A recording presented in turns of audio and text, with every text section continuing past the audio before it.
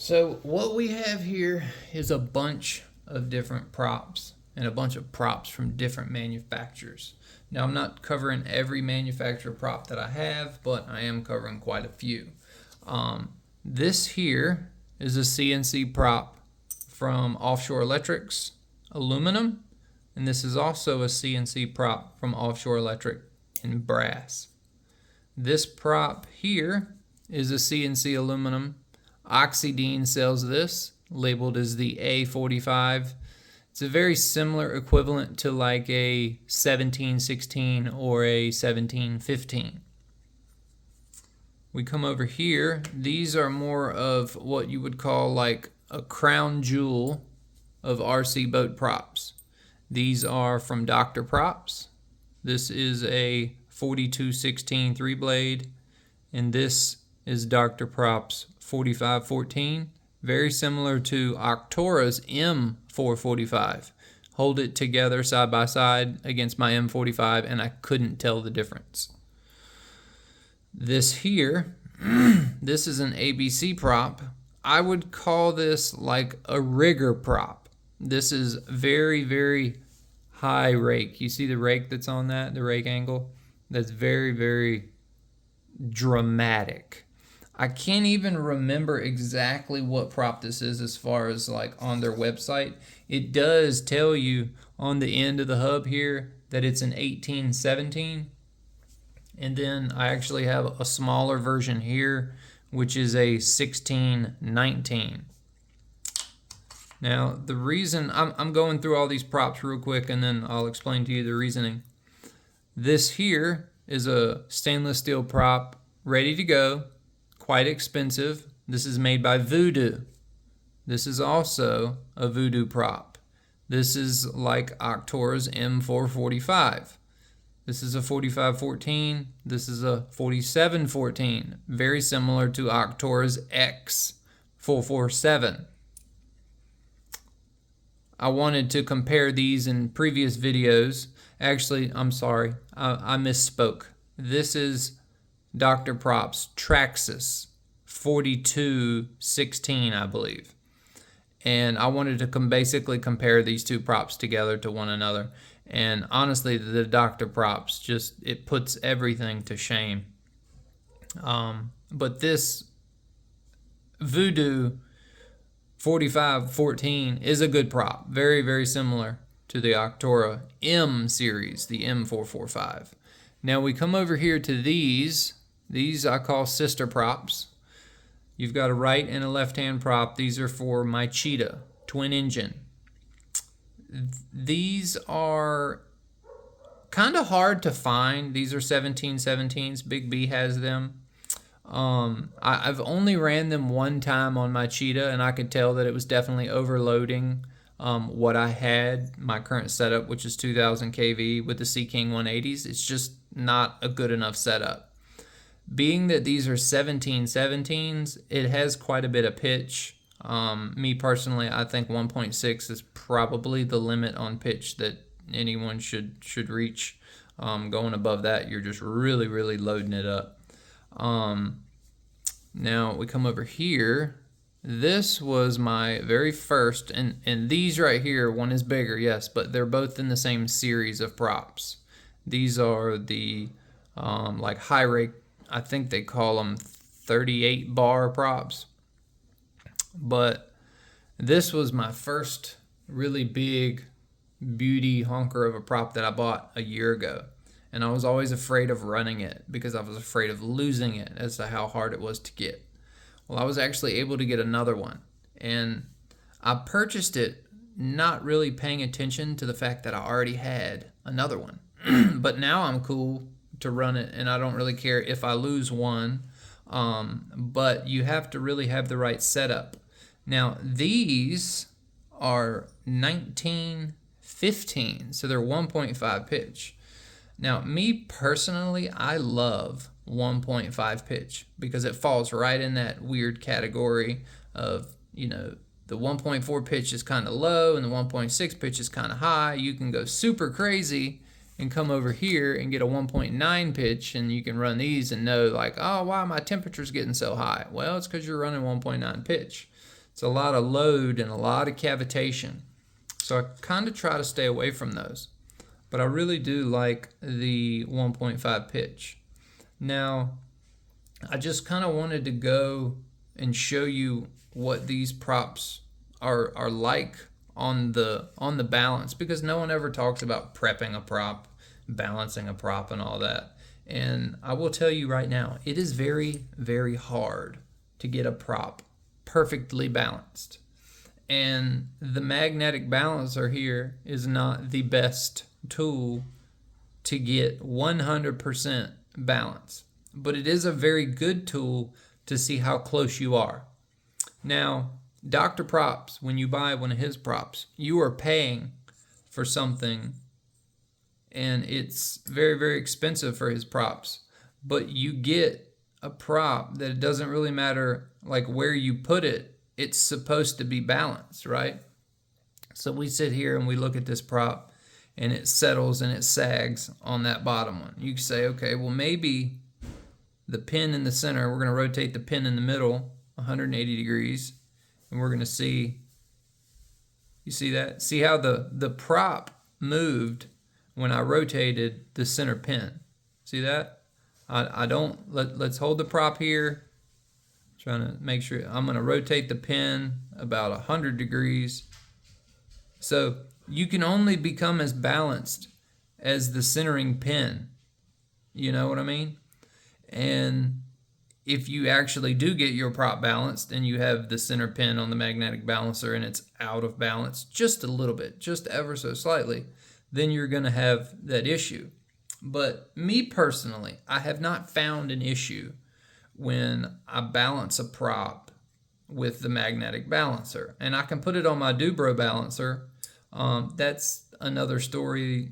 Yes, I like it, not so much for smaller props. For bigger props, yes. But I like to throw it on the magnetic balancer because it will float and show me if one is heavy. Now, you know Dr. Props are going to be balanced. And I'm sure if you had like a mechanical balancer with some sort of sensor, it could tell you, you know, if it really was balanced or not. But I personally like to get a prop, and I give it what I call like 2% leeway.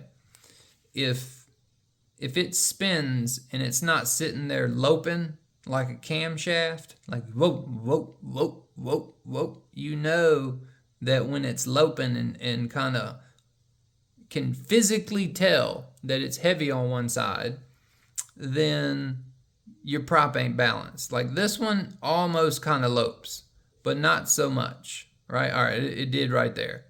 So you can tell that this voodoo prop, this blade is heavy.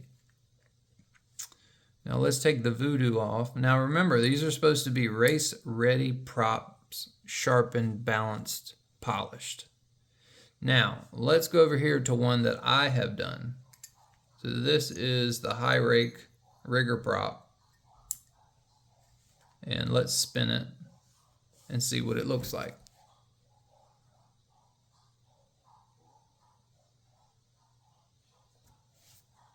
All right, let's spin the center hub a little. Spin it again. And see, I don't get any lope. I don't get any of that whoa, whoa, whoa, heavy on one side. Now it does rest like this, and let's turn it 180 degrees, and let's see if it'll balance itself there. And it does. As long as you get a 2-blade prop to sit there and balance on both sides of one another, to me personally, I think that's fine. If you get it and every time it goes down and one blade goes down, no. Like if that blade is going to the bottom, one blade is heavier and you're going to notice it. You're going to hear it if you blip your throttle and dry run it. So that was one that I had prepped. Let's go over here to the Oxydine prop. His are supposed to be ready to rip out of the box, right?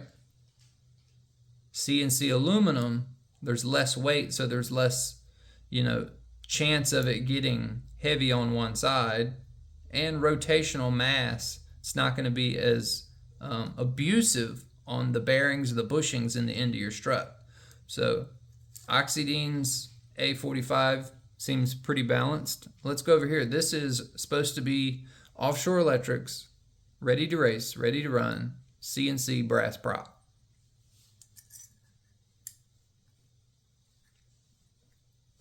Let's see what that looks like. Try to turn some light on for y'all, see if that helps. This prop is close to what I would say is my 2% leeway. I would give it more of a 4%. You can kind of tell that one blade is heavy. I think it's this blade over here is heavy. Now it does kind of balance out and neutral on itself, but it won't stay balanced upside down like that. It should, but it wants to rotate on that side. So I think you could probably polish this prop a little bit and maybe get it closer to balance. But it's not too far off to be off the assembly line. We go over here to their CNC 3 blade. Let's see how close this one is. That one's really good. That one's really, really nice. I like 3 blades because they have a better chance of being balanced, just rotationally speaking, I believe. You know, I'm not an expert at this. I'm just giving you my opinion. Now, this prop here is one that I balanced and I sharpened. Now, the 1717 came in, and these things were terribly, terribly out of balance. Okay, let's go ahead and see. See how close they are now. It even, like, physically looking at it, as I spin it, it almost seems like the hub wobbles. And I don't really know how to fix hub wobble if it is, short of me making a jig and putting it in my Harbor Freight lathe. And that's probably going to be the next thing I try to do, is put a prop in a lathe and see if I can true it or, you know, manipulate it in some sort of way. So that prop's not too terribly bad. I'd give that my 2% leeway. So let's go ahead and test the sister prop here, the other 1717. I need to slide it. If y'all notice, I didn't trust my original hub, so that's the 4mm hub with a bushing on it. All right, let's rotate that 180 degrees. The prop moved. So this one here still needs some work, and I'm gonna show you why this prop needs a little bit more work. And it's okay, but I was kind of upset and mad, which leads me to the point of the video, and I want to talk about it a little bit. I'm gonna see if I can show you this. Can you see the tip of that blade? See how the tip of that blade looks right there? Looks kind of messy. Let's see if I can flip it over this side and see if you can see it. See the divot in the end of the blade? Well, you don't see it on this one, but you see it on this one. So when I had this on the Cheetah, I ran it in my pond out back. And when I brought it in, this little tip right here was bent over like that. It like bent almost damn near at a 90-degree angle, but essentially it was kind of like bent flat out this way. I guess when I was sanding this and thinning it to balance it, possibly I got too thin, or this one prop blade here is loading up more than the others, or maybe I hit something. But typically you hit something, it doesn't bend it in a really pretty bend. It catches it on an edge, it puts a dent in it, whatever. That thing bent over, and I was so mad. Oh boy, I was mad. So I tried my best to basically just take it and bend it back, because I didn't want to snap the tip off, which is what made me nervous. So I bent it back, and I got it as close as I feel comfortable with, because I don't want to break the edge off of it. And then I just took some a file and kind of smoothed it over. That's why it seems unbalanced on the balancer, because after that I tried to address it to clean it up, which I think an overall aspect of it, I've got it pretty good. But for me it's good. You're not going to throw away a $29 prop just because the tip of it's keeled over. You can manipulate the others to make it match, but then in doing so, you got to now do the same thing to this one, which hurt my feelings. That's what really made me mad about it. On to what I did the other night. I used a really old toaster oven because I watched Big B do some heat treatment, and I know all of, the Hoffman props. They're all heat treated, beryllium copper. You got to get it somewhere between 500 and 600 degrees and hold it there. Some people say, hour and a half. Some people say 3 hours, depending on whatever your temperature is. So I just wanted to test and tinker to see what I could do with a little bit of heat treatment. And it's kind of cool, to be completely honest, because let's look at both of these props, which both of these are identical. They're both 1915s. And let's look at them. I've prepared both of these. Which one do you think has been heat treated? This one here was heat treated. Isn't that crazy? You can hold them side by side and you can physically tell the difference just in the imagery of it. It's gorgeous. And what I did, I heat treated it. It was between 500 and 560 degrees. And I was just trying to manipulate the toaster oven in a way to where I could make it get hot as shit. And I ended up having it out in the garage. And I just did it for a little over 60 minutes. And then what I would do, I would leave it on bake for a while, and then I flip it over to broil, because broil, it like leaves it on all the time, but it only gets hot up top. So I would cycle it back and forth from bake to broil, run broil for 5 minutes, and then bake for 15, broil for 5, and then bake for 15. And I was able to get my temperatures up. And I was just using my temp gun to sit there and try to monitor the heat to make sure the heat inside was staying above 500 degrees, which it did. And I waited. I let it slowly cool down. And I think it took, maybe an hour or so to cool down. So it sat in the heat in total for almost 2 hours. And then I waited until right now to just, kind of compare the two and see if there was any difference. And what I really noticed is when I took my file to the prepped blade, to the edge of it, it feels and sounds different. Now, I've prepped a dozen or more, maybe 3 dozen of these beryllium copper props. I've never heat treated one. And you can go overboard with heat treat. They say 700 degrees is that's when you start ruining the tensile strength of it. But that's a prepped prop. And that's an unprepped prop as far as heat treatment goes. Doesn't really sound that much of a difference until you feel with the file how much softer this is. I feel like it's softer anyways.